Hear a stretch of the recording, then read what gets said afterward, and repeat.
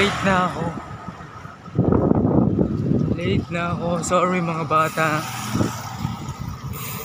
Ride kami. Sampaloc ride. Yung dalawang bata na kasama ko, ngayon magkasama sila. Bali 3 kami. So ayun, let's go.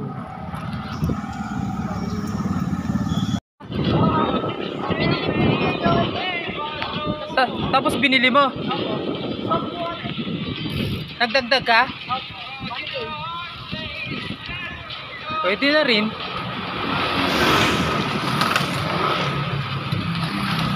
Caleb, yabang oh, bago frame. Ay, hindi pala bago, second hand. Bagong palit lang.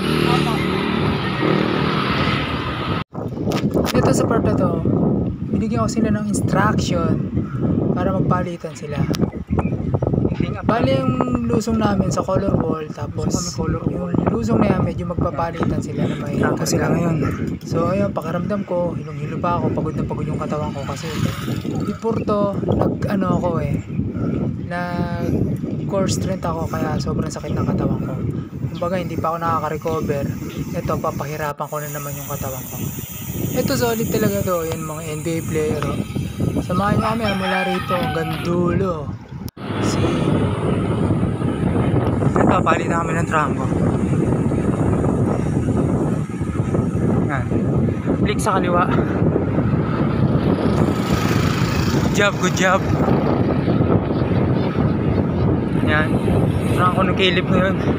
Speed 30. Yan, speed namin. Lusong. Okay lang yung malaspag.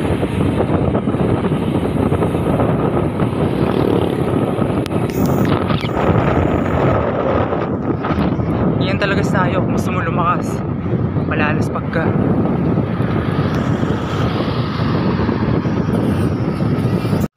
Sa part na to, bago umahon, nakita kami ni Ma'am Ana at saka ni President Butch Malaga. So ayun, yung naka road bike, si Ma'am Ana yung naka red. So ayun, pakanan na kami pa Sampaloc. First blood.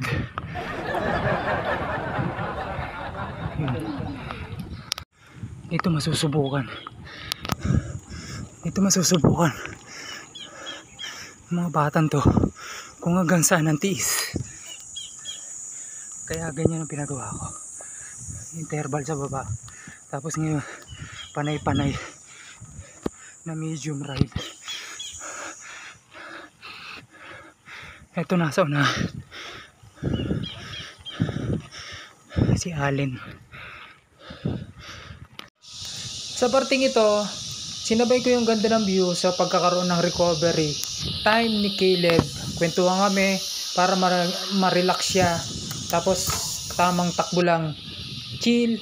Tapos ito, nakita ko yung karatula, bawal magtapon. Pero nakikita ko sa paligid nito, Sampaloc, napakaraming basura. So iwas-iwasan po natin.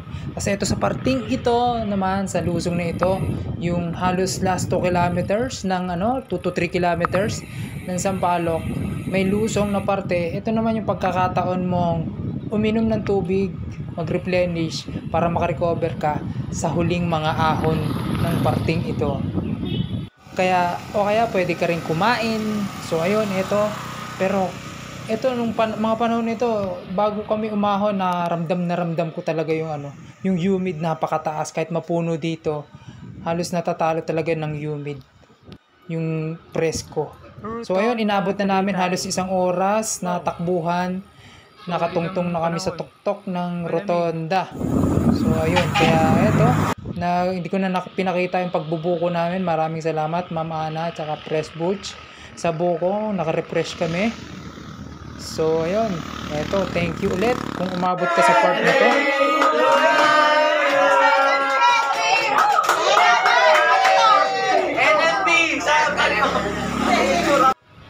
Bago tayo maghiwa-hiwalay, shoutout muna sa MBCC Marinduque Biker Cycling Club. Salamat. Charlie Palamores, ride safe. Thank you. Peace. Love you all.